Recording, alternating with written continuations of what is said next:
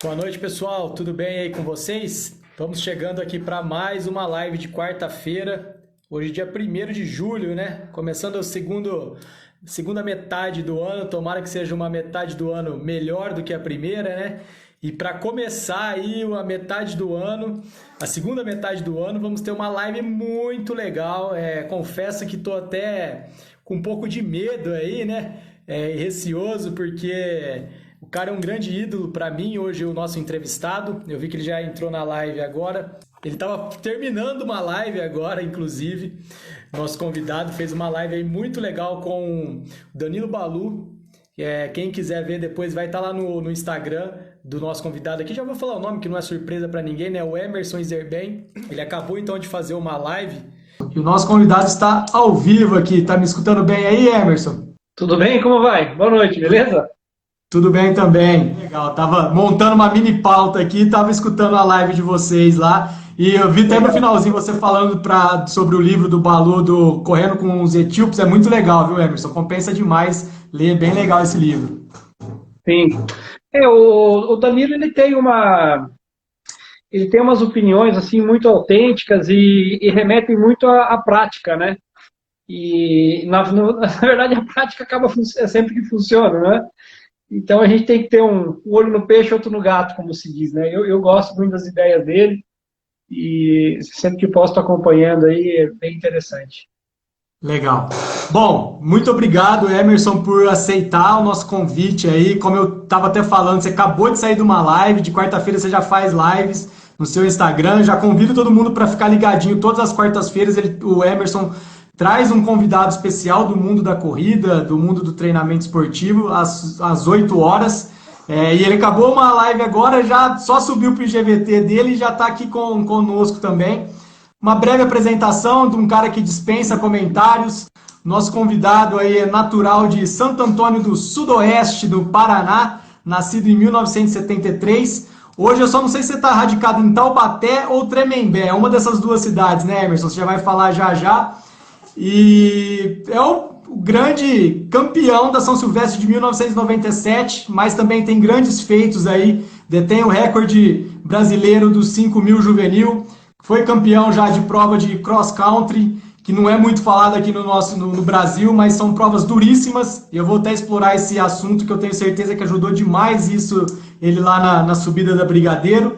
E vamos falar um pouquinho aí como que foi a carreira do Emerson, até ele chegar na São Silvestre, a São Silvestre em si, pós-São Silvestre. Hoje ele também trabalha no nosso meio aqui esportivo. Vamos ver se vai dar tempo da gente explorar tudo isso em uma hora aí. Muito obrigado, viu, Emerson? Não, show de bola. Eu moro em Tremembé, é uma cidade vizinha a Taubaté, a divisa é 200 metros daqui, então a gente está... Taubaté é a cidade mais conhecida, né, no Vale do Paraíba, para quem não sabe, é entre São Paulo e Rio de Janeiro. Eu estou aqui a 130 quilômetros de São Paulo, na Dutra, mas o município que eu estou realmente é Tremembé, que é uma cidade pequena do lado de Taubaté, perto de Aparecida também, né, uma outra cidade de referência aí, Aparecida do Norte, onde tem a Basílica. Sim. Estou por aqui. Legal. Emerson, como que foi? Quantos anos você tinha quando você começou a correr? Por que você começou a correr? Conta um pouquinho essa história aí. Na verdade, eu, enquanto criança, eu era uma criança bastante ativa, né? Lá nos anos 80, eu sou nascido em 73, então, lá naquela época a gente brincava muito, fazia muita atividade física, brincava em campo, em rua, essas coisas todas. Mas, com 7 anos de idade, eu comecei a já ter uma atividade econômica até. Nós morávamos no interior do município. Essa cidade que eu nasci, ela é uma cidade bastante pequena, e eu morava na roça. E o meu pai trabalhava na cidade, mas a minha mãe não, e a gente tinha uma atividade econômica lá meu pai morava junto, lógico, mas meu pai trabalhava na cidade e minha mãe trabalhava na roça, né? Então a gente tinha uma atividade que era entrega de leite. Isso é uma coisa que antigamente era muito comum, né? A figura do leiteiro nas cidades pequenas, né? Que hoje eu acho que nem pode mais, por causa da vigilância sanitária, alguma coisa assim. Mas antigamente tinha isso, era o que eu fazia. Desde os 7 anos eu entregava leite de bicicleta. No começo era pouquinho, depois foi aumentando a carga, a gente vendia muito leite na cidade. E a minha atividade física principal era bola. Eu gostava muito de jogar bola, basquete, handball, futebol, eu era goleiro. Goleiro não porque eu fosse um bom goleiro, é porque naquela época os piores ficavam no gol, né? Essa é a verdade. Então eu ficava lá atrás no gol. E o que, que aconteceu foi que lá no Paraná tem uma característica também que é bem interessante, que o solo é uma terra roxa que gruda muito quando chove. Então eu tinha assim naturalmente uma capacidade muito boa de física, porque pedalava muito, corria no pasto atrás de bezerro para separar das vacas, tudo. E isso já era natural meu. E assim, quando chovia, não dava para ir de bicicleta, porque as rodas da bicicleta travavam com tanto barro que grudava. É um solo diferente que tem lá, terra roxa. Ó. Então, quando chovia, eu ia entregar leite de cavalo. E numa das ocasiões que eu fui fazer entrega de leite de cavalo, que choveu, na hora de desencilhar o cavalo, que eu estava amarrando o cavalo na árvore, no toco, o meu irmãozinho, que era pequenininho, cutucou dentro do ouvido do cavalo. E aí o cavalo deu um golpe, né? E a corda estourou meu polegar. Eu não tenho polegar esquerdo, né? Cortei, aí isso Olha aqui eu devia só. ter 10 anos, mais ou menos. Tem uns 10 anos. E aí, com isso, deu infecção. Naquela época, médico era uma coisa muito difícil. Eu tive bastante dificuldade, ficou muito tempo doendo e tal. E eu não pude mais jogar futebol, assim, não podia mais jogar futebol. E além de leite, também a gente vendia bastante legumes, verduras, essas coisas que a minha mãe tinha uma horta muito bonita, grande. E uma tarde de sábado, eu fui fazer uma entrega na cidade e eu vi a chegada de uma corrida que acontecia lá. Só tinha uma corrida por ano na minha cidade, justamente nesse dia que eu fui, que eu vi a chegada dessa corrida. Eu fiquei fascinado com aquela chegada, porque os caras correndo rápido, achei aquilo tão legal, tão bonito, né? E fiquei impressionado com aquilo. E aí eu já não podia mais jogar bola, porque eu já tinha perdido um pedaço do dedo e tal. Aí eu falei, o ano que vem eu vou participar dessa prova. Né? E isso devia ter 10 anos, 11 anos. Aí passou um ano, nesse um ano eu treinava, desanimava, treinava, nunca mais tinha visto corrida. Até que no ano seguinte chegou a prova. Aí eu fui correr, os atletas que participavam dessa prova já eram os melhores do Paraná, iam lá, porque tinha premiação de dinheiro. E assim, essa prova é interessante, porque a cidade onde eu nasci, ela é divisa com a Argentina. Então é Santo Antônio do Sudoeste e San Antônio, Argentina, do outro lado. Então é uma prova larga do Brasil, e vai na Argentina e volta. Né? E dá 7 quilômetros essa volta toda. E a primeira que eu fui correr, eu já saí junto com os caras. Eu tinha, acho que devia ter 11, 12 anos. Eu saí junto com os melhores do Brasil, que era o Gentil Custódio de Mello e o Oswaldo Jesus. Dois paranaenses que eram os melhores da época e que foram correr lá. Aí o que aconteceu nessa primeira prova que eu realmente corri? Eu parei com mais ou menos 1,5 km e fiquei sentado esperando os caras voltar para ver, né? Eles passaram rápido de novo, achei aquilo muito bonito e tal. E para ir embora andando foi um Deus nos acuda, porque eu estava com dor muscular até no cabelo, né? Não aguentava nem andar de tanta dor muscular que eu fiquei. Aí passou mais um ano de novo, treinando, aí não desanimei por causa disso, não desisti da corrida, mas passou mais um ano, veja bem, né? Quanto tempo levou, até que chegou no ano de 88 aí. Em 88, essa prova é em março, naquele ano eles fizeram uma modalidade chamada Infanto, que saía da pracinha da cidade argentina e chegava no Brasil. Daí essa aí, eu tinha me preparado para correr 7, né? Daí essa aí, 3,5 km foi mais fácil, que era metade, é só voltar. Daí essa prova, eu já saí feito um doido já. Saí rasgando mesmo. Liderei a prova de ponta a ponta, venci. O garoto que foi segundo colocado, ele já era um dos melhores do estado do Paraná, a gente não tinha que fazer a menor ideia, né? Nós não tínhamos a menor ideia do que era a corrida nesse tempo. Eu era literalmente um garoto de fazenda, assim. Não vou dizer peão, mas porque eu tinha 12, 13 anos aí, né? Era muito criança ainda. Então foi assim que aconteceu a primeira prova minha, que eu venci. Daí, depois disso, o professor da escola, que dava aula de educação física, eu conversei com ele e ele passou a me ajudar, me orientar, me dar umas dicas de treino, porque até então eu treinava da minha cabeça, né? Dava vontade eu fazia. E daí, no ano de 88, eu participei, me lembro que eu anotei isso ainda, eu corri 22 provas, eu perdi só duas nessas de categoria, eu perdi duas. E uma das provas que eu venci foi um jogo chamado Jogos da Juventude. É uma competição que o Estado do Paraná faz até hoje, e ela tem um formato de jogos, tem todas as modalidades, tem futebol, natação, atletismo, vôlei, etc. E tal. E essa prova já foi mais no final de 88, esse evento, né? Deu o ano de 88, como é que foi o começo da minha carreira? Eu ia para várias provas, corridinhas aqui na região que tinha, meu professor pegava a moto, a gente ia de DT 180, para você ter uma ideia. E a gente ia de moto, né? Às vezes a prefeitura dava um carro para levar, mas às vezes a gente ia até de moto mesmo.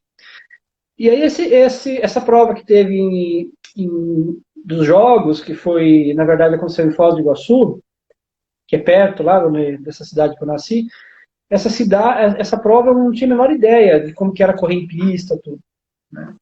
E a gente foi para correr, acabei vencendo também os 5 mil metros, foi a primeira vez que eu corri em pista, eu corri 16:40, eu tinha 14 anos, e aí o pessoal que estava lá, os dirigentes, eles me indicaram para receber uma bolsa de meio salário mínimo do governo do estado do Paraná, que existia um projeto chamado Projeto Frutos da Terra, e aí esse meio salário mínimo, ele foi fundamental na minha carreira de atleta, isso em 89 daí, né? E também outra coisa muito importante que aconteceu nessa competição é que eu fui convidado para integrar a equipe de Londrina, que fica no norte do Paraná. Aí, ó o Serginho aí, ó. Serginho. Grande amigo nosso. Serginho, nós já sofremos muito junto.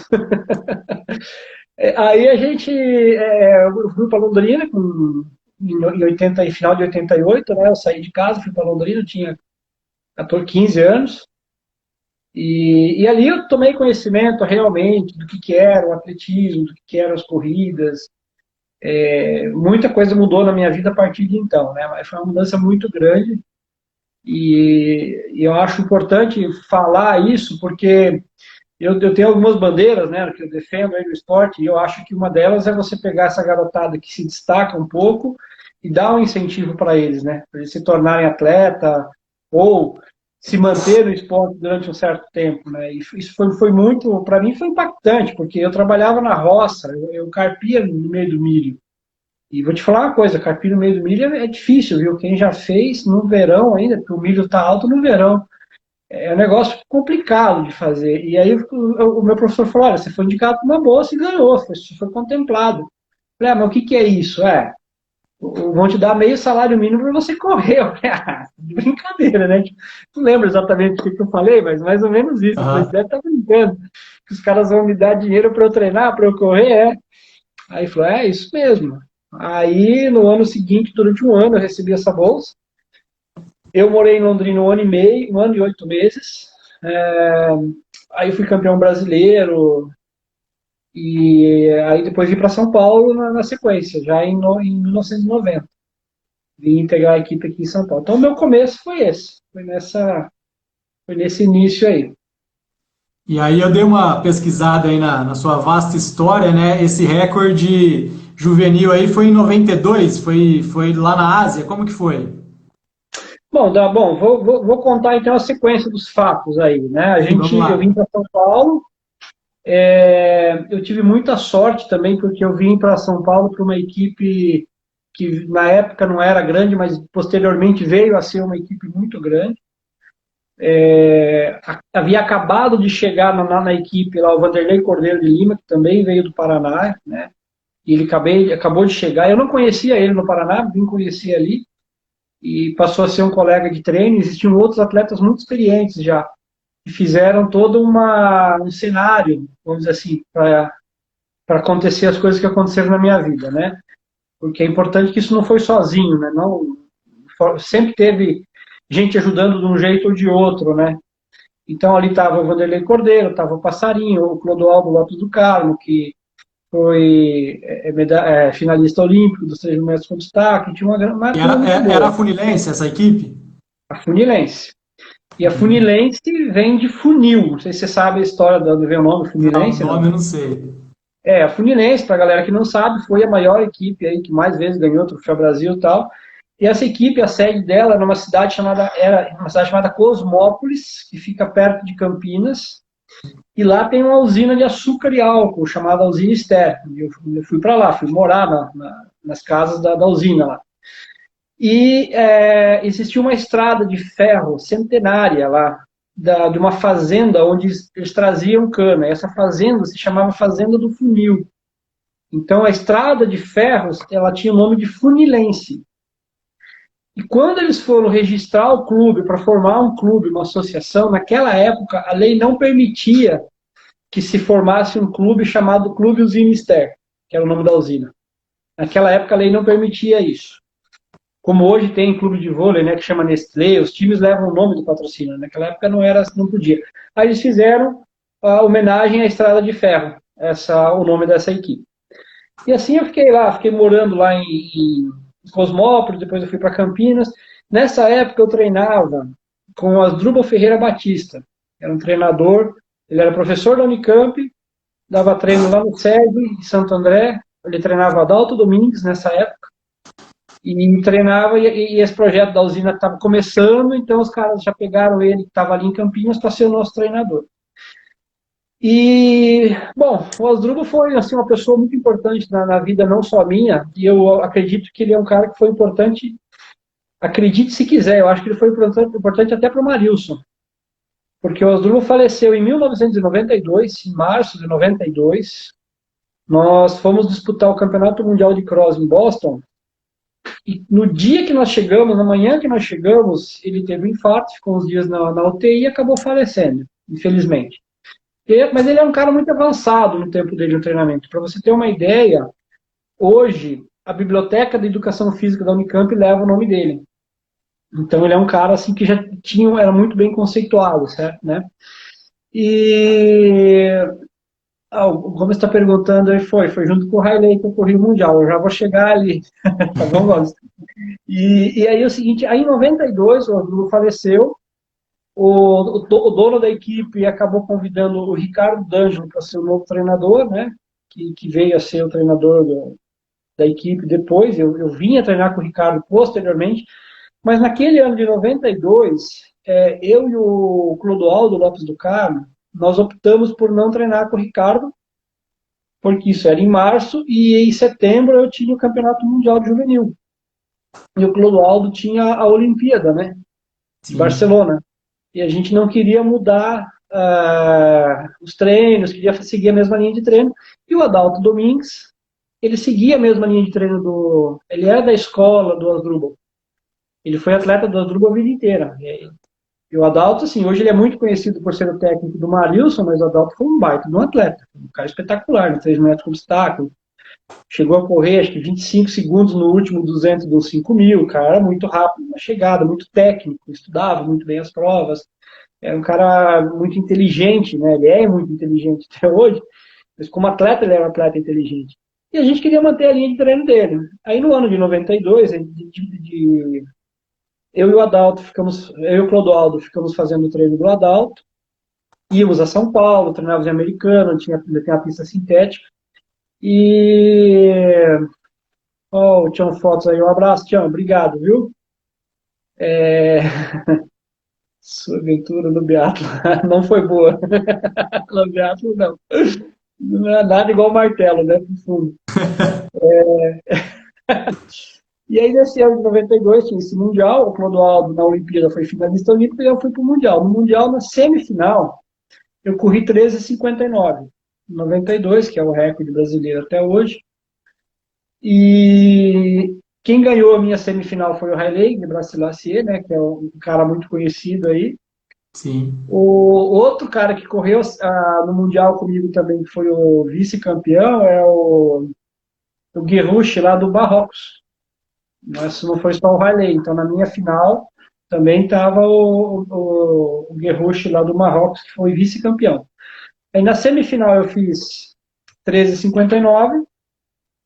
Eu fui quarto na semifinal, classificava os 4 melhores, classifiquei por posição, né, não por tempo, porque não dava para arriscar. Aí na final, a final não foi uma prova boa para fazer marca, ela teve variações de ritmo muito fortes, oscilava entre 1,8 e 60 segundos, e aí eu senti, e eu acabei, na final fui oitavo, e corri 14,8. É uma marca muito boa, até onde eu sei, ainda é a segunda marca juvenil brasileira, mas assim, não foi melhor que a semifinal. E essa história desse recorde aí, ele é até engraçado, né, para as pessoas que conhecem aí os dois aí. Ô Gomes, eu vou contar essa história na sequência, para você vai ver, que eu vi isso aí acontecer. Ele está falando de um soco que rolou lá. É, Do corre Kylian muito na Mbappé. internet isso, né? Isso aí eu vi acontecer, já vou contar. Mas primeiro eu vou falar dessa história do recorde dos 5.000 metros. Porque o Clodoaldo Lopes do Carmo e o Valdenor, os dois tinham uma briguinha entre eles de quem que era o recordista juvenil brasileiro. Eles tinham uma pirracinha, porque na realidade, o Clodoaldo tinha 14,14 nos 5.000 e o Valdenor tinha 14,13. O Valdenor tinha o segundo melhor. Só que quando o Valdenor correu a prova, a inscrição dele, a matrícula não estava certa lá e não tinha sido homologado. Então o oficial era do Clodoaldo, mas o verdadeiro era do Valdenor. Ele tinha essa briguinha entre os dois. Aí eu fiz 14,8, né, aqui no Brasil, para fazer índice. 14,9. Falei, agora acabou essa conversa de vocês não precisam mais brigar, o recorde é meu. Acabou isso daí. Briga pelo Aí, segundo lugar. aí vocês vão brigar pela segunda mesmo. Nem a segunda mais, porque a segunda e a terceira também acabaram sendo minha marca, né? Mas essa história que o Gomes citou aí do soco do Quiliano, o José machuca, e machucou mesmo, deu uns 10.000 metros lá no Campeonato Mundial Juvenil na Coreia, em Seul, em 92. O Riley tinha corrido a semifinal dos 5.000, aí passou um dia, nós corremos a final, aí passou mais um dia, foi o 10.000 metros. Aí 10.000 metros eu não tinha classificado, fui só para os 5.000, aí 10.000 metros eu estava assistindo. O queniano passou o primeiro 5.000 metros para 13,59, exatamente a marca que eu tinha acabado de fazer como recorde brasileiro. E o Riley, o primeiro 5.000 metros, ele passou 100 metros atrás, exatamente 100 metros atrás. E a gente foi assistindo aquilo, obviamente, né, pasmo, né, de ver aquilo acontecer. Aí o Riley foi buscando, foi tirando diferença, volta por volta foi tirando diferença, mas muito pouco, não foi aquela pegada assim. E o Riley somente chega do lado dele no último 100 metros. E só ultrapassa o queniano nos últimos metros mesmo, porque o Riley, como a gente veio a ver depois, inúmeras vezes, os etíopes eles são muito fortes no sprint final, né? O Riley ganhou a Olimpíada do Poltergado no último 100 metros também, né? E então eles têm esse sprint final muito bom. E aí ele passou o queniano nos últimos metros. O queniano deve ter ficado com muita raiva, né? O cara puxou a prova inteira, passou forte pra caramba e perdeu o ouro nos últimos metros. Ele deu um murrão nas costas do Riley, o telão ficou repetindo aquilo. Aí o queniano foi expulso da delegação, foi mandado embora, perdeu a medalha de prata, enfim. Mas o Riley falou que aquilo ajudou ele, que deu um empurrão para ele chegar mais rápido, e a história foi essa aí. Para quem não viu isso na internet ainda, é bem fácil jogar no YouTube aí, vai achar essa cena aí, vira e mexe, surge memes nos grupos de corrida, em Facebooks de corrida aí, é bem curioso, mas eu não sabia que tinha sido nessa época, não. Foi junto comigo lá, eu estava nesse Mundial de Juvenil, isso foi em 92. Bom, aí de 92, vamos até a gente chegar em 96, mais ou menos. Como que foi nesses anos aí a sua carreira? Você participou de bastante provas de cross, provas no mundo inteiro, corria mais aqui no Brasil, como que era? Não, sim, daí em 92 teve esse recorde, em 93 eu fiz a transição para o meu primeiro ano já na categoria adulto, né? Sem entre aspas, proteção de ser um cara juvenil, porque quando o atleta ele é juvenil, ele vai lá e ganha o estadual, ele ganha o brasileiro, tal, ele está mostrando trabalho, né?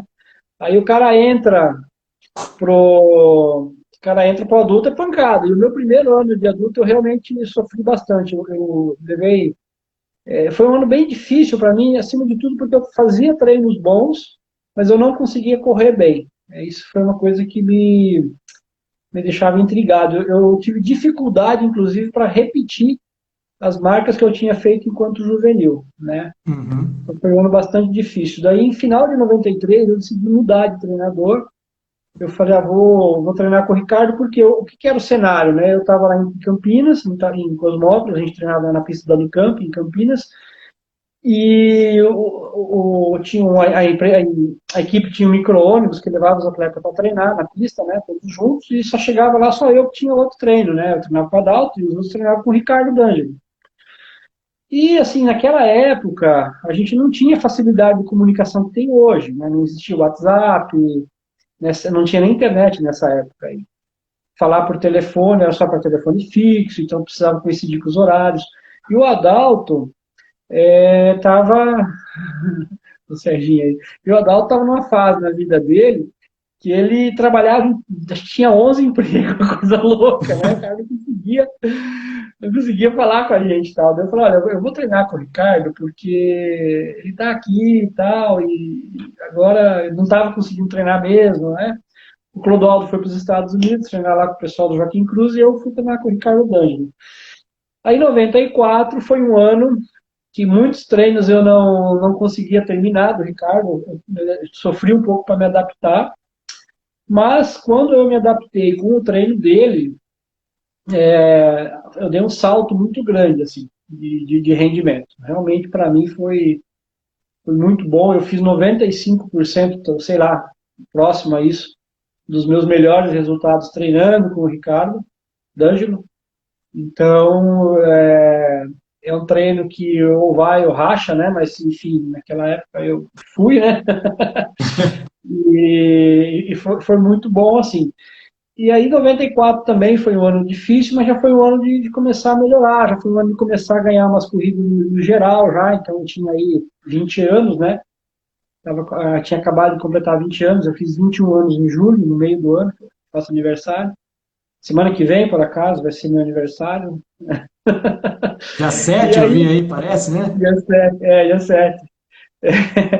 Aí, a nossa equipe, ela tinha, assim, umas coisas bem legais, né? Não existia uma estrutura fabulosa, como muita gente acha que tinha, mas sim, era diferente na época, era um apoio maior que nós tínhamos, e tinha umas coisas bem legais, assim, nós fomos convidados para disputar na Europa um campeonato europeu de cross-country por equipe, embora não tivesse, nós não íamos lá para disputar o cross, assim, porque nós somos, né, a equipe nossa brasileira, lá no campeonato europeu, mas fomos como convidado.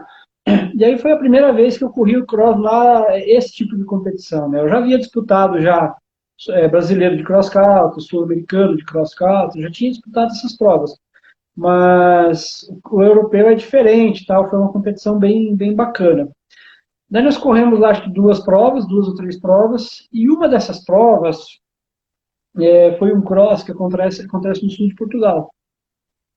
E o cross não é muito popular aqui no Brasil, na verdade não é nada popular aqui É, no Brasil, nada. mas é uma competição, assim, para as pessoas entenderem mais ou menos, é uma competição que acontece dando voltas num circuito geralmente de 2.000 metros, a maioria é de 2.000 metros, geralmente é em parques, em terreno com grama, pode ter areia, pode ter algum córrego, pode ter alguma coisa assim. E lá no sul de Portugal tem uma prova que inclusive tem uma pista lá que é permanente lá. Fica o ano inteiro lá essa pista, bem legal, bem interessante isso. E existe um GP internacional, que é um Grand Prix, que a IAAF faz. Os atletas somam pontos tal, e aí tem a final que é em março, que é a final que todo mundo que classifica na seleção do país vai mesmo. E esse Cross de Portugal, Cross das Amendoeiras, eu fui 13º, em 96, disputando esse Cross. Eu fui o melhor brasileiro já, de toda a equipe nossa que estava lá, e tinha pessoas boas, tava o Delmir, tava o Vanderlei, o Eduardo, toda a nossa equipe estava lá e eu acabei sendo 13º. O Adalberto, acho que o Serginho não estava na nossa equipe nessa época ainda, ele entrou depois. Aí no outro ano, novamente nós fomos para lá. Bom, em 96 tem várias provas, fui campeão da meia maratona de Buenos Aires, que na época era a meia maratona mais importante que tinha na América do Sul. Nós não tínhamos nenhuma grande meia aqui no Brasil. E eu fui para Buenos Aires por conta própria, e a equipe estava com uma crisezinha, ele falou, não, para nós é uma prova que não interessa, né? Daí eu entrei em contato com o organizador, comprei uma passagem, fomos eu e o Elias Bastos fomos para essa prova. Fomos lá, corri uma 3:18, uma 3:18 eu corri. E fui campeão dessa meia de Buenos Aires. E aí comecei a ter essa ascensão, né? Aí,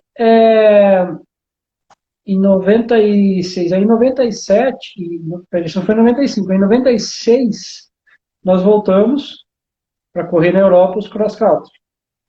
Aí eu venci essa prova do Algarve. Tá no YouTube lá, acho que tem até em 3 pedaços o vídeo lá, né? Do Algarve. E era uma prova assim, não estavam realmente os melhores portugueses, um ou outro dos melhores que tinha, mas a grande maioria estavam, e os 2 quenianos que estavam lá eram bons também. E fora outros atletas de outro país, porque esse cross, quem olhar uma largada dessas provas vai ver que é um pelotão que larga e vai, não é uma prova de grande quantidade de público, né? Corre 100 e poucas pessoas ali, que são só os convidados. Sim. E aí essa prova eu corria em areia e grama, ela tinha 10.100 metros, eu corri 29,50 mais ou menos. Então, foi uma prova assim muito rápida para cross e deu muita confiança para continuar evoluindo e melhorando nas marcas. E aí nós fomos, foi um ano que eu corri várias provas boas, fui melhorando meus resultados, e aí entramos em 97, né? No ano de 97, em janeiro de 97. A São Silvestre de 96 já, ela foi uma, São 96 eu não corri, São Silvestre, 95 eu corri 5 quilômetros e parei, porque eu tinha que fazer eu ia viajar para correr cross, depois o outro ano eu não corri, aí entramos em janeiro de 97. Em janeiro de 97 eu já viajei para correr cross na Europa de novo, eu já fiz uma temporada maior, fiz várias provas, várias outras corridas, inclusive uma das corridas que eu fiz que está no YouTube, que eu acho muito legal, é o Cross de Itálica, em 97. Uma prova que, inclusive, eu vou lançar um vídeo aí, acho que amanhã ou depois, comentando sobre essa prova, porque esse cross você tem que assistir, é espetacular. Isso Eu eu não não vi, não, ganhei. vou procurar lá.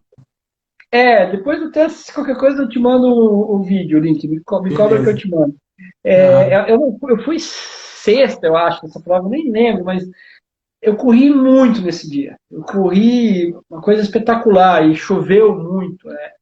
E barro, e lama, e água. Tinha um lugar que a gente atravessava um córrego. E o campeão foi o Paulo Guerra e o Poltergar foi terceiro nessa prova, né? Pra você ter uma ideia. E ele tinha sido campeão mundial o ano anterior.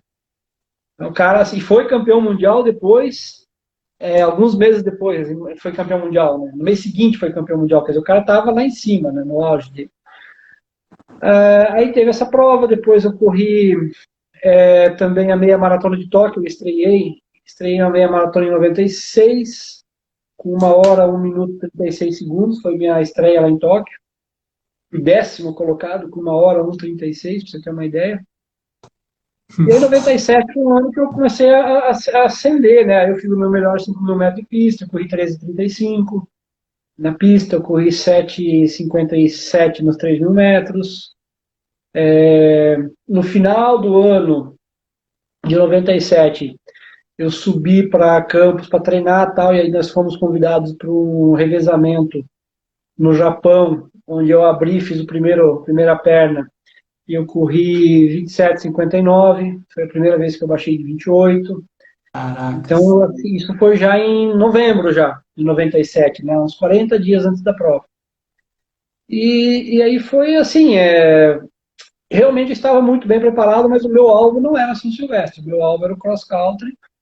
Meu alvo era viajar logo no começo de janeiro para a Europa, como eu já vinha fazendo nos anos anteriores, e ficar lá 40, 50 dias fazendo provas, disputando provas de cross. E eu era o único brasileiro que fazia isso, né? E por que eu estava fazendo isso? Porque como eu tinha me destacado, eu acabava ganhando uma grana para largar nas provas. Enquanto que os outros brasileiros, se eles fossem correr cross, eles não iam ganhar nenhum hotel, porque não era conhecido. Não que não fosse bom, o Brasil sempre teve cara muito bom, mas ninguém Sim. foi lá e sujeitou eu, né? Então eu corri essas provas, todas as provas que eu corri, eu já ganhava $2.000, $2.500 só para largar, mais a passagem e hotel. Então, enquanto isso, os outros atletas brasileiros da minha época, eles ficavam no Brasil, porque também no começo do ano tinha muita prova que dava premiação em dinheiro, e para eles também era interessante ficar aqui. Mas eu acabei tendo esse caminho aí, vamos dizer, paralelo, sabe? De fazer essas Sim. provas na Europa. E eu comento bastante sempre isso, inclusive eu estou conversando bastante com o Ederson, que foi campeão pan-americano agora, tal. Ele mora aqui na cidade vizinha, em Caçapava, eu gosto muito dele, e me identifico com ele, torço muito por ele. E eu comento com ele, falo, cara, uma coisa que fez muita diferença na minha vida foi correr os cross country. Por quê? Duas coisas básicas, assim, três coisas básicas. Uma experiência de uma forma geral em competir somente em alto nível, altíssimo nível, né? Você pega lá provas com 20, 30 africanos correndo, mais os melhores europeus, que também não é gente de matar com unha, né? Os caras são bons, né? E aí, outra coisa também é que as largadas dessas provas são muito fortes. Então, no YouTube, por exemplo, tem o Campeonato Mundial de Cross de 97, que foi em Turino, no norte da Itália, e eu larguei, dá para ver, inclusive, eu passo 2,38 o primeiro 1.000 metros, na grama, na grama. E depois eu queria chegar entre os 20 nessa prova, era a minha meta, mas um espanhol caiu na minha frente, eu tropecei nele, caí, bati a coxa e não consegui correr mais, me machuquei ali. Mas enfim, várias provas eram assim, várias provas você passava os primeiros 1.000 metros muito forte, e depois o ritmo caía, mas assentava e no final acelerava de novo. E aqui no Brasil, a São Silvestre, muitas vezes os brasileiros perdiam essa prova por simplesmente não conseguir largar forte e se adaptar a isso. Então, era uma deficiência que os brasileiros tinham. O Serginho, se ele estiver acompanhando a gente, ele pode confirmar isso. Geralmente, a São Silvestre larga e desce.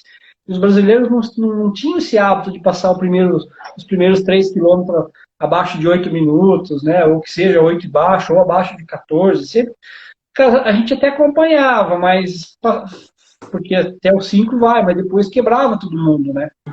E os africanos, de uma forma geral, eles têm esse hábito de largar muito forte, depois o ritmo assenta um pouquinho, depois forte de novo. Ah, se a gente deu um positivo aí, então, 3 mil, o começo da São Silvestre sempre matou muita gente, né? A Pri tá falando que era um ótimo incentivo, mas a gente sofreu muito também. A Pri e Ornelas. Então, o que eu acho que os cross me ajudaram muito nesse sentido foi ter experiências internacionais, ter essa experiência de largar forte com esses caras, e aí um outro ponto também que eu acho que me ajudou muito, bater com esses caras lá fora, para o dia que eles chegarem aqui no Brasil, eles não serem um extraterrestre para você. Os caras não eram extraterrestres, né? Então, por exemplo, o atleta que foi terceiro colocado na São Silvestre que eu ganhei, o Hendrik Ramaala, o sul-africano, eu Sim. ganhava uma prova dele, ele ganhava outras provas de mim. E a gente, assim, ele é um exemplo até um pouco fora do comum, porque ele até virou meu amigo. A gente, depois das provas, saía para as baladinhas junto, ia beber, saía para as gandaias. Mas, geralmente, a gente tinha os atletas que se ganhavam, os caras, tinha os que ganhavam mais do que eu ganhava deles, mas não era impossível ganhar dos caras, é isso que eu quero dizer, sabe? Não era só o Tergar. O Poltergar, não. Esse realmente é um cara que teve uma carreira extraordinária. Mas os outros não. Você tinha, de uma média geral, eles ganhavam de mim mais do que eu ganhava deles, mas não era absoluto, sabe? Falar, não, não ganho. E isso fez muita diferença na São Silvestre, porque teve um momento no final que eu comecei a disputar com o Ramaala e eu falei, não, esse cara aqui não, né? Estou em casa. De você pode ser que eu ganhe. Do Tergac lá na frente, eu acho que não, mas de você pode ser. Então fez diferença isso. Fez diferença para mim também a São Silvestre. Essa questão de largar rápido e começa forte no lance, é mais ou menos isso.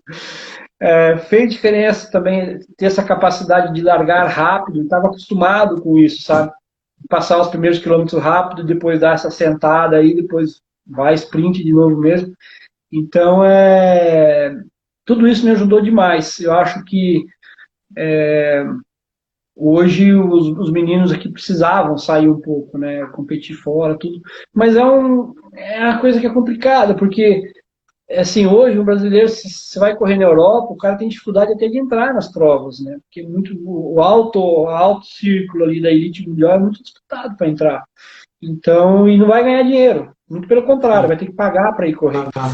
E aí o cara fala assim, puxa, eu posso ficar aqui e ganhar umas corridas e fazer meu nome, ou eu posso pegar o dinheiro, colocar dinheiro no bolso para ir lá na Europa e levar pancada, né? Então, assim, é um cenário que realmente tudo isso fez uma conjuntura para mim, né? Não sei se deu para Sim, entender aí, sim. mas fez uma conjuntura, né? E Digamos assim, outros tempos, né? E tanto, não sei se coincidência ou não, até trazendo isso para essa experiência do cross, por exemplo, na São Silvestre agora, a última, o melhor brasileiro, ele tá vindo do cross, é um menino novo, que é o Danielzinho, que é lá de Bauru, ele corre cross, né? Então isso realmente, tomara, né, que os atletas aqui profissionais do Brasil voltem, né, dar mais atenção para esse tipo de prova. Bom, Emerson, pra gente, o tempo tá passando aí, nós temos mais 15 minutos, quero falar ainda, explorar um pouquinho mais da São Silvestre. Eu gosto muito, principalmente, assim, não é um tempo tão distante, né, mas mudou muito do que é hoje, né, principalmente mesmo você já na época, que ainda não tinha ganho a São Silvestre, mas era um atleta de elite, e eu vejo, assim, pelo que eu lia, já escutei, já conversei com o Serginho aí, porque o Serginho é aqui de Franca, nós somos de Ribeirão Preto, hoje eu tenho até uma amizade com ele lá, a gente já bateu muito papo, como que era uma coisa bem mais informal, mesmo no alto rendimento aí de vocês, como que era a preparação para chegar numa prova. E eu li aí que parece que a São Silvestre, primeiro, para quem é mais novo, está acompanhando agora, que vê a São Silvestre de manhã, e na sua época a São Silvestre ocorria à tarde, né, no final da tarde, começo da noite quase, e você foi pro dia lá para São Paulo, como que foi essa história? tô perguntando se você faz 100 metros em 10 segundos. Eu fiz em 11. 11 e alguma coisinha. Eu fui no dia. Assim, porque morava perto também, né? A corrida era tarde. Então, a São Silvestre era uma prova que era muito violento o negócio, né? Era muito violento. O meu treinador, na época, inclusive, falou, olha, se você não quiser correr, você não precisa correr, porque... Nossa, desculpa, bati na câmera aqui. Você Não, não tô precisa correr, porque se você não entrar entre os 5, não faz diferença, né? E, de fato, né? Porque, assim, no dia 31 de dezembro existem ainda outras corridas, hoje elas não podem mais usar o nome São Silvestre, mas tem a de Brodowski, tem perto, tem Avaré, tem outras corridas aí você podia ir para algum lugar ganhar dinheiro. No ano que o Ronaldinho ganhou a São Silvestre, eu ganhei em Avaré, por exemplo, fui campeão em Avaré. Eu ganhei um dinheirinho bacana na época, né? Vencendo em Avaré. Então ficou essa dúvida. E aquele ano foi muito assim especial, não no sentido até positivo, mas foi um ano diferente porque a minha equipe pela primeira vez ficou sem patrocínio. Então eu fui para Campos do Jordão para treinar, colocando dinheiro no bolso. A equipe não podia pagar, estava sem patrocínio. E foi interessante porque eu fui para Campos treinar e foi comigo o João Leite e o Márcio Cruz. Nós ficamos na mesma casa. O Márcio Cruz é de Limeira, o João é lá de Porangaba. E os dois eram um corredor de meio fundo, de 1.500 metros. E foi também, ficou numa outra casa, nós treinávamos junto, que era da mesma equipe, o Eduardo Nascimento e o Vanderlei Cordeiro. Então, assim, geralmente, os treinos mais longos, eu treinava com o Vanderlei Cordeiro e com o Eduardo Nascimento. O Eduardo também tem 1:00:30 na meia, né? Ele é um cara foi muito bom. E assim, de forma que os treinos longos, os caras arrancavam o couro, porque eles eram mais resistentes do que eu. Eu sofria muito para fazer os treinos longos com o Vanderlei e com o Eduardo. O Vanderlei Cordeiro de Lima, eu nunca subi melhor do que ele. Eu só subi melhor que o Vanderlei Cordeiro de Lima um período ali de uns 3, 4 meses. Foi justamente a São Silvestre que eu ganhei. Ele sempre subia melhor, é verdade isso, né? E aí os treinos rápidos eu fazia com o João Leite e com o Márcio Cruz, que os caras eram corredor de 1.500 metros, também não tinha facilidade, né? Então os dois extremos ali era difícil, era muito complicado. E aí, com isso que eu treinei esse tempo em Campos do Jordão, né? E... Exatamente. Aí o Serginho está comentando uma outra prova aí que eu vou comentar. A gente estava sem patrocínio, aí eu tinha corrido no Japão, eu ganhei uma prova em Guarulhos, aí eu falei pro meu treinador, falei, olha, eu vou correr a São Silveira em Barueri, Se eu ganhar aquela prova, eu vou para São Silvestre. Porque daí eu vou ter, era R$ 3.000 o prêmio na época. Você vê, isso em 97, R$ 3.000 era um bom dinheiro. Eu vou, com R$ 3.000, eu coloco o meu aluguel em dia, as contas em dia, e aí eu vou para São Silvestre. Então, aí ficamos nessa, como é que fala, nessa condição. E aí foi assim que aconteceu. Eu fui para São Silveira, acabei vencendo a São Silveira, que foi uma prova extremamente difícil, e o Serginho sabe, é uma prova muito complicada, até hoje ainda é, eu venci 3 anos lá, mas foi uma prova muito difícil. E aí eu falei pro meu treinador, eu falei, olha, eu vou para São Silvestre, eu ganhei uma grana aqui, vou colocar o aluguel em dia e vou trabalhar, eu vou fazer a São Silvestre. E assim foi, né? Eu vou citar alguns treinos, assim, pessoal saber, eu fiz uma sessão de 2 tiros de 5.000 metros na pista de Campos do Jordão, com muita chuva, muito pesada, para 14,45, 2 tiros. E aí, já no dia de Natal, no dia 25 de dezembro, um outro treino também, o pessoal tem uma ideia, já em Piracicaba, que daí eu morava em Piracicaba, na Exalc tem uma pista de asfalto lá, porque a pista não podia usar porque estava chovendo. E eu fiz 8,30, 3 tiros de 3.000 para 8,30. Também foi um treino bem legal, assim. E nesse dia, era dia de Natal, né? Tinha umas famílias andando lá, que é como se fosse um parque.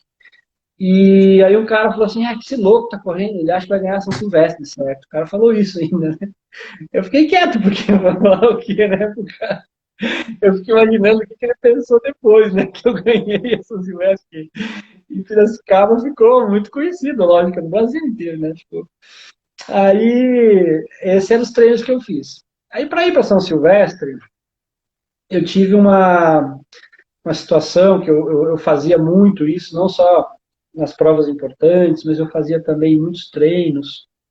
Eu tinha o que foi o grande diferencial, se você me perguntar o que o Emerson teve de grande diferencial na carreira dele, foi a minha preparação mental e emocional. Esse foi um ponto que foi muito forte para mim, porque eu não nasci africano, que corre fácil, né? Então, aí para a preparação da São Silvestre, eu fiz uma preparação mental e eu mentalizei na minha cabeça o seguinte, olha, eu tinha comprado um jornal uns dias antes, tinha 17 africanos na prova. Falei, nossa, é o Brasil contra o Quênia, né? O jornal fez uma comparação, Brasil versus Quênia e tal. Eu falei, eu sou o Brasil na São Silvestre, né? Eu quero ser o Brasil na São Silvestre, quero ser um. E aí eu comprei uma bandeirinha do Brasil, costurei na minha camiseta, à mão, eu mesmo costurei. A minha camiseta, quem vê as fotos lá vai perceber que tem uma bandeira do Brasil, e se você olhar outros uniformes, o Serginho, inclusive, tem foto dele com uniforme igual, e dá para ver que não tem a bandeira. A minha, porque eu costurei. E eu fiquei com aquele negócio na cabeça, eu sou o Brasil, eu vou ser o Brasil na São Silvestre, e eu tô indo como se fosse para uma guerra, né? Tô indo para. Olha o Ronaldinho aí, ó. Esse sim, hein? Campeão. Esse aí é fera. Falei, eu tô indo para uma guerra, como se fosse o Brasil, né? Para São Silvestre. E aí foi assim que aconteceu. A gente foi para São Silvestre, a gente foi no dia. Como nós éramos de uma empresa, de uma equipe que tinha uma indústria, a gente conseguiu liberação para estacionar o carro embaixo da Fiesp, lá na Paulista. E a Fiesp tem um estacionamento de 3 pisos para baixo, assim. E aí estacionamos o carro num dos mais de baixo, eu peguei um pedaço de papelão, coloquei no chão, dobrei a minha calça, fiz um travesseiro e dormi. Cara, eu dormi de sonhar naquele dia. Então, assim, relaxado que eu estava, despreocupado. Acordei para ir ver a chegada da Marta Tenório. O Vanderlei me chamou, vou ver a chegada lá, fui lá, vou ver a chegada. Aí, assisti a chegada dela, aquecemos ali, eu, o Vanderlei e o Eduardo.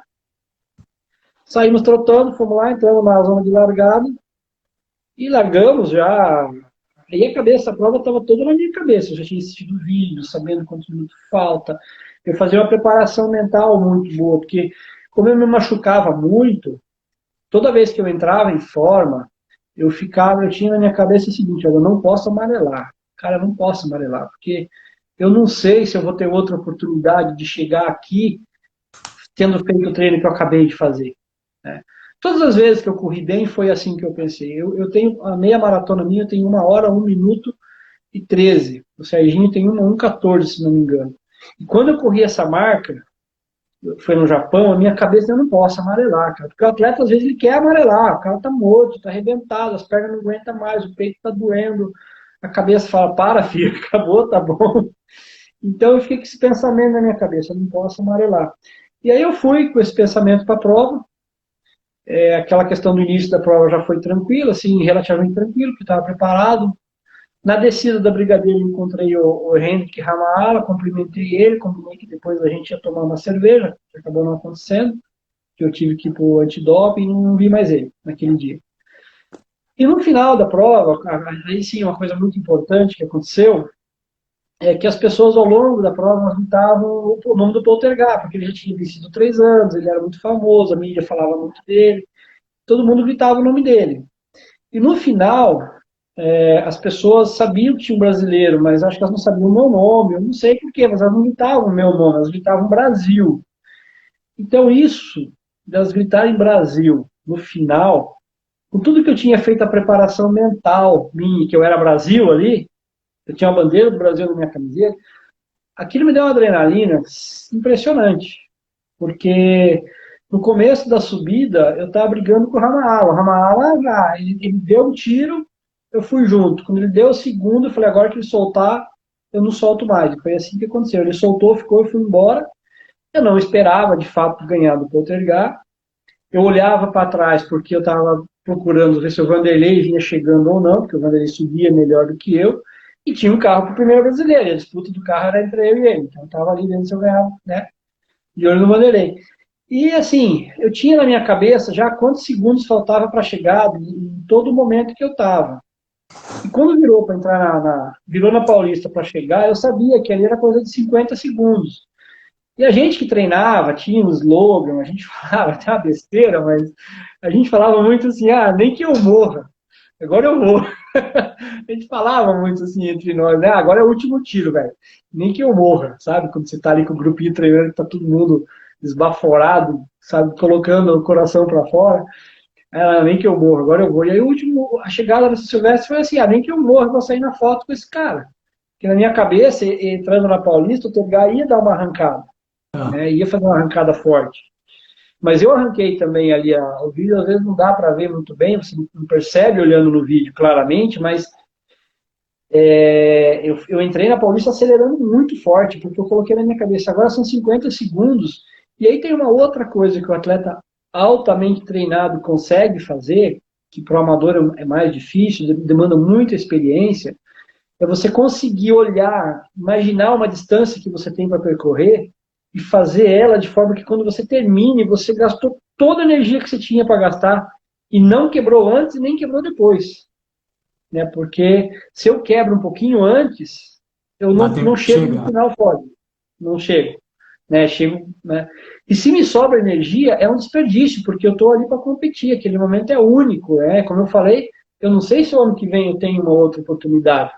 Então, assim, eu conseguia fazer isso. Né? Quando você faz as suas melhores marcas, você tem que ter isso muito apurado em você. Né? A sua melhor marca de 5.000 metros é que você conseguiu distribuir toda a sua energia de uma maneira tal que não vai sobrar nada. E nem quebrar antes também. Então, isso aconteceu nesse dia. E foi uma grande surpresa para mim que ele não reagiu. Mas era um dia que estava bastante calor também. Então, eu acho que ele pode ter sentido um pouco isso também. Não, bem legal. Emerson, a gente está quase terminando e na hora que faltar os segundinhos aqui, se for o caso, eu até te corto para eu tentar encerrar a live e ficar com ela salva, porque às vezes a gente perde, tá? Mas para mim o momento ali emocionante foi na hora que você realmente passou e vendo a narração do Kleber Machado, ele nem estava esperando, ele até dá uma engasgada, né? E na época a transmissão não tinha a velocidade exata ali quando você estava, mas eu acho que você estava a 20, 21 km por hora no final da subida, nos últimos 500 metros. E, poxa, foi emocionante.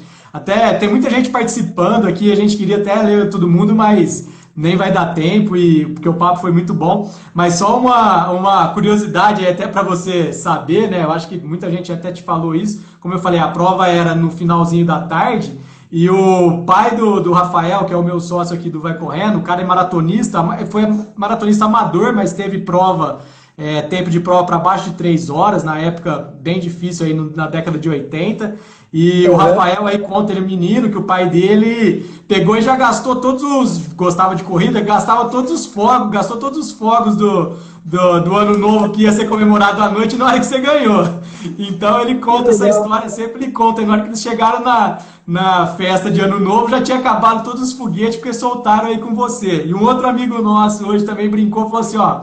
Fala pro cara lá que ele fez muito homem chorar também, né? Que principalmente quem gosta de corrida. E eu, francamente, eu tinha 11 anos na época, eu gostava já de esporte. Eu via as corridas, mas não entendia muito, que eu vinha começar a correr quando eu tinha 20 anos.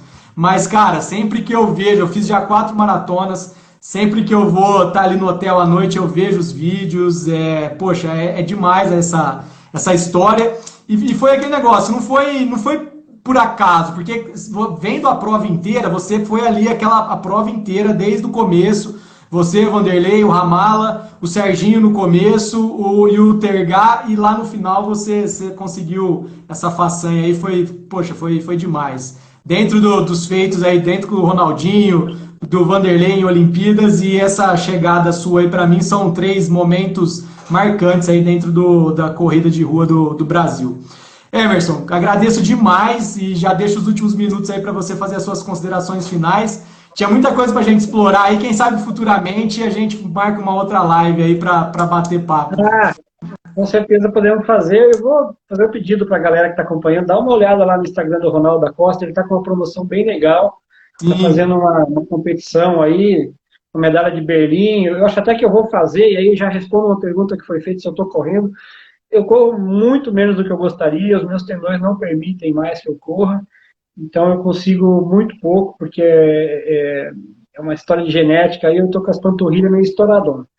E assim, algumas mensagens bem rápidas, assim, durante muito tempo eu fui teimoso, quando eu virei persistente a coisa melhorou, né, que a diferença entre teimosia e persistência é teimoso você tenta a mesma coisa sempre que não dá certo, continua tentando, e a persistência é você tentar chegar no mesmo lugar por caminhos diferentes, não dá de um jeito, vou de outro, não dá de um jeito, vou de outro, mas eu vou tentando até que eu consiga chegar. E a São Silvestre, né, a questão de sorte, né, que é uma palavra que às vezes entra no esporte, assim, sorte para mim, é uma conjuntura de duas coisas, né, a preparação e a ocasião. Então, a ocasião sempre vai acontecer, vai ter São Silvestre que o cara vai ganhar com 45 minutos, porque está quente, é a ocasião. Agora, a preparação é quem vai estar preparado para estar ali no final. Então, se eu não tivesse ido correr a São Silvestre naquele dia, o Tergat teria ganho mais uma, da forma como ele ganhou as outras, saindo no começo da subida e indo embora. Mas eu estava lá, preparado para fazer uma chegada do meu jeito, que eu sempre corri assim, fazendo o máximo que eu podia. Pago um preço hoje de ter os tendão meio aí estourado, mas a sorte é isso, é uma ocasião que surgiu e alguém estava preparado para aproveitar, né? Se pensar bem, a loteria, a ocasião vão ser os números que vão ser sorteados. Sorte e preparação é você jogar, né? Eu não jogo em loteria, então eu nunca vou ter sorte lá. Mas é isso, eu quero agradecer a oportunidade da conversa, muito obrigado. Estou à disposição aí, eu respondo sempre as pessoas à medida do possível do meu tempo. Se quiserem mandar pergunta, aí a gente vai respondendo, vai falando. Muito obrigado mesmo pela oportunidade, e obrigado às pessoas que participaram, perguntas interessantes. Desculpa se eu não podia responder todas aí. Tá joia? legal, muito obrigado pessoal aí que segue nós no Instagram do Vai Correndo. Entra lá também, segue o Instagram do Emerson, é bem legal, ele tá fazendo as lives todas as quartas-feiras. Pessoal que segue o Emerson, segue nós aí. O Ronaldinho tá fazendo a réplica da medalha dele aí lá de Berlim. Muito legal, eu já postei semana passada, eu vou postar de novo. Quando você fizer o projeto aí também, ô Emerson, conte conosco pra gente divulgar aqui. E a gente vai formando essa grande ligação aí de atletas e amadores e profissionais aí, que é bem legal. Por isso que a corrida de rua eu acho que é tão legal, porque é o esporte que dá pra gente correr junto com os profissionais e ter esse contato. Agora já deu uma mensagenzinha aqui que vai terminar. Muito obrigado, Emerson. Até mais. Obrigado, gente. Um abraço a todos. Um Tchau, abraço, tchau. Serginho aí. Um abraço.